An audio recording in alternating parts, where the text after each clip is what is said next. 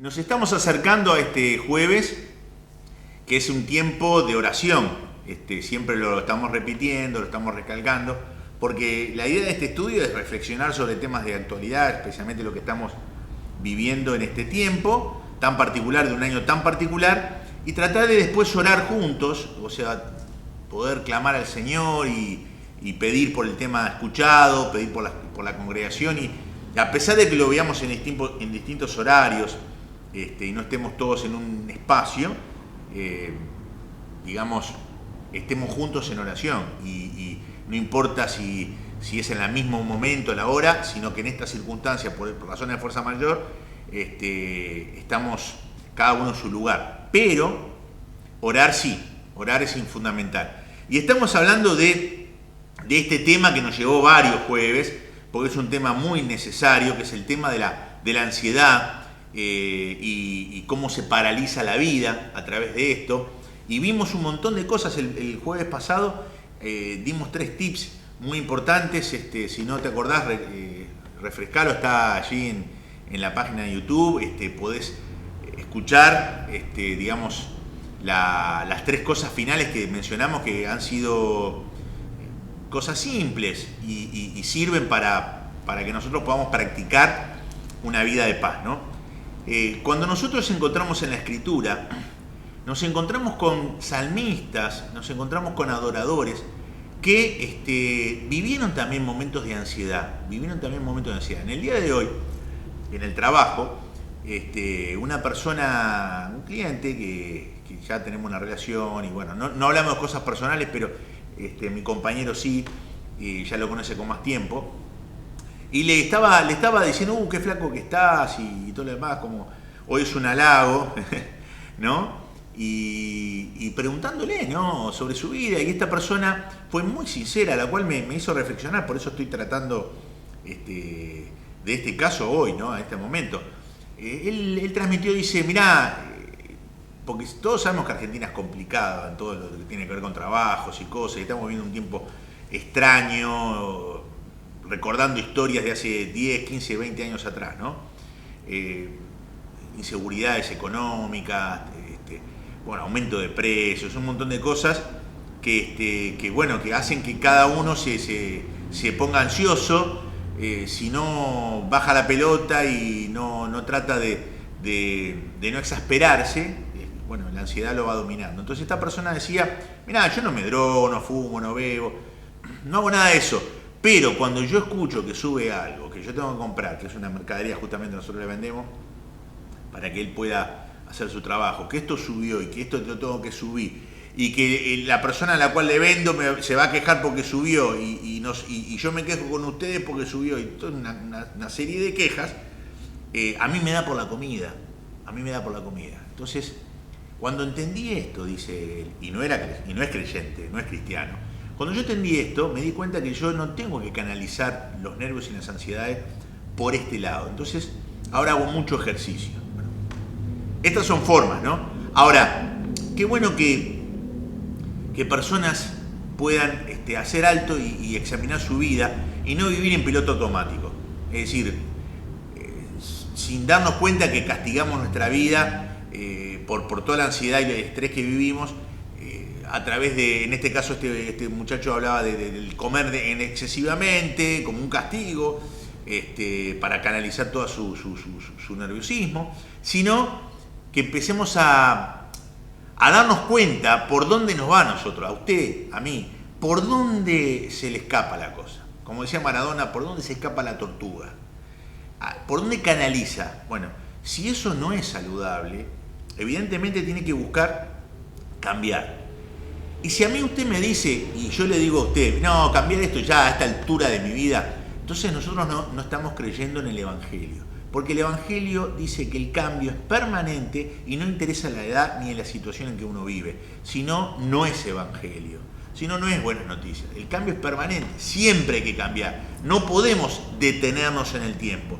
Ni detenernos en el tiempo en la forma de vestir, ni detenernos en el tiempo en los diseños de nuestra casa, en los artefactos, en las pinturas, en las cosas que van saliendo. Todo va cambiando, no podemos vivir de cosas del pasado, pero también en hábitos, emocionales, actitudinales, espirituales.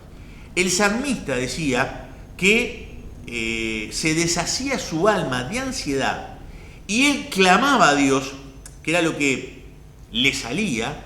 En el Salmo 119, versículo 28 dice: susténtame según tu palabra. Evidentemente se dio cuenta que en lugar de canalizar todas estas cosas por la comida, por este lado, se dio cuenta que tenía que canalizar esto en buscar orientación, luz espiritual, orientación de la palabra para saber dónde yo debo poner mi atención.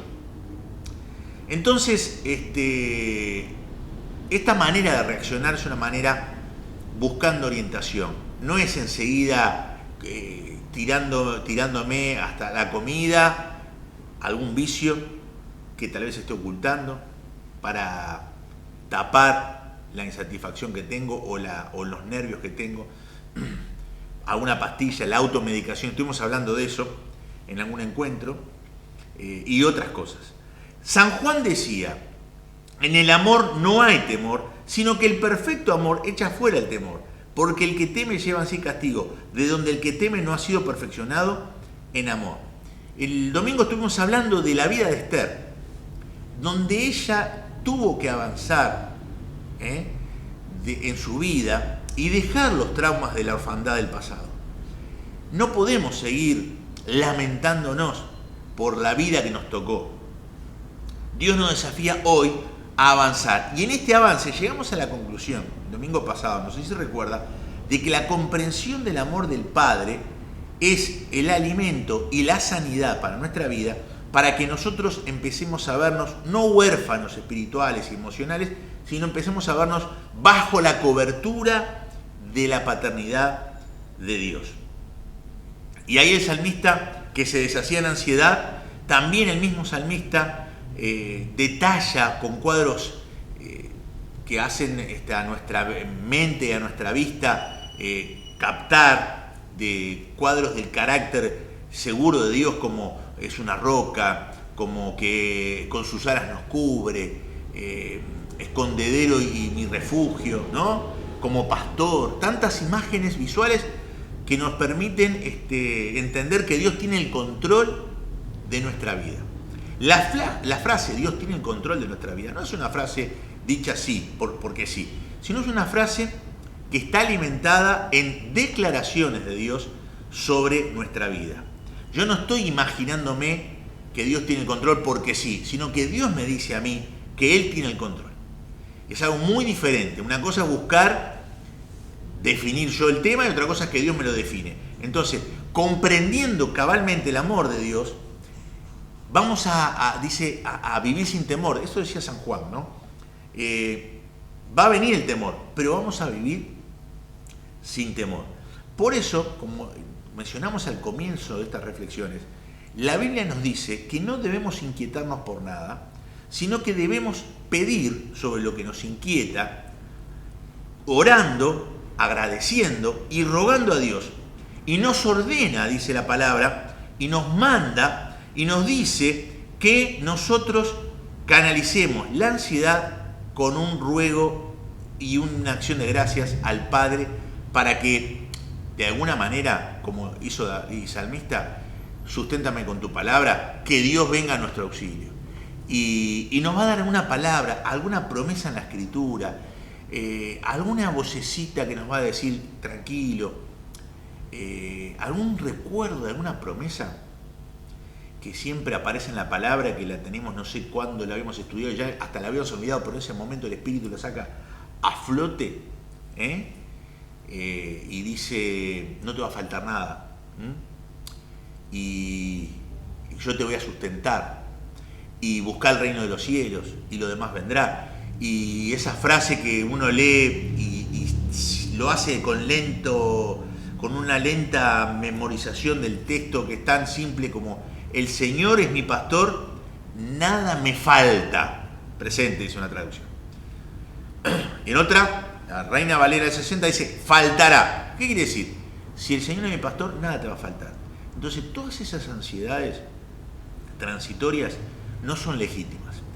Habíamos explicado que el 90% de los disgustos que tenemos son mero producto de una imaginación que se deposita o se detiene o aterriza como un avión en la realidad del problema. Vos tenés que ser realista, es decir, prendo el noticiero a la mañana en rojo, dólar, ¡pum! Entonces yo no le voy a decir a los noticieros que veo, porque los mismos que ve usted, pero hay noticieros que uno lo dicen de una manera, otro de otra, según el interés político que tienen, no sé si me entienden. Entonces ponen así el dólar, unos números así, entonces uno está así, ya me imagino, voy a trabajar, subió esto, subió lo otro, tenemos que subir, y ahí me dice el Señor, no estés inquieto por esto. Práctico. Sí, pero Señor, mirá el dólar, mirá, salió, mirá. Sí, está bien, pero la Biblia dice, no estés inquieto. ¿Por qué? Porque el Señor me ama y tiene el control sobre mi vida. No demos lugar al cuidado exagerado de nuestra vida con pensamientos basados en hechos reales, pero magnificados, como siempre hacemos nosotros. Somos propensos a la exageración. Siempre.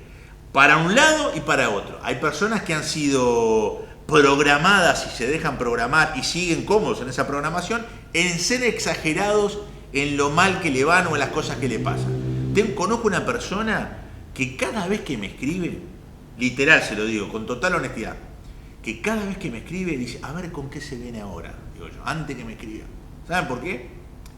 Porque siempre pone el acento en la exageración de lo que le pasa. Y uno dice, al principio, cuando lo conocía, dice, pobre persona, mira todo lo que le está pasando, ¿qué le digo para alentarlo? Pero después pasó un tiempo de conversación y siempre se daba los mismos cuadros, basados en realidades, pero siempre exagerando la nota. Vive en un estado de ansiedad tremendo. Decisión que tomó esa persona. No es víctima de esto, es decisión. Entonces siguen esa programación. Y hay otros que exageran, son demasiado optimistas, sí, no va a pasar nada, parecen brasileños. Los brasileños son todos tutubón. Sin embargo, la Biblia dice, no, tenés que ser equilibrado. Y en el equilibrio está la verdad. El equilibrado es, estamos viviendo un tiempo complicado, es verdad, no lo voy a negar, no voy a ser exagerado para el lado de positivismo, pero Dios en este tiempo complicado me va a dar los recursos para que yo pueda salir adelante. Sean recursos emocionales, sean recursos espirituales, sean recursos, digamos, mentales, ¿no? Ustedes saben que en esta situación de crisis muchos van a perder el trabajo y sin duda que eso va a producir mucha angustia y mucha ansiedad. Y van a dominar los libros de autoayuda, donde uno va a la librería y son títulos tan llamativos y uno busca un paliativo allí, lejos de esperanza. Pero la autoayuda no ayuda, porque nosotros necesitamos que Dios nos ayude. Que hay un sobrenatural superador de la situación, nos dé los recursos. Y cierro con este tema. Cuando Jesús caminó por encima del agua, los apóstoles estaban admirados que pudiera hacerlo, porque eso es imposible. Pero Jesús le demostró, no hay ninguna situación natural que sea que me domine a mí como el Rey de Reyes y el Señor de Señores. Yo estoy por encima de todo eso. Estoy por encima de lo que a ustedes los asusta. En este caso, pensaron que se iban a ahogar todos, ¿no? Entonces Jesús camina. Después está todo lo de Pedro. Pero cuando Jesús entra en la barca, ¿saben lo que es el texto? Todo se calmó.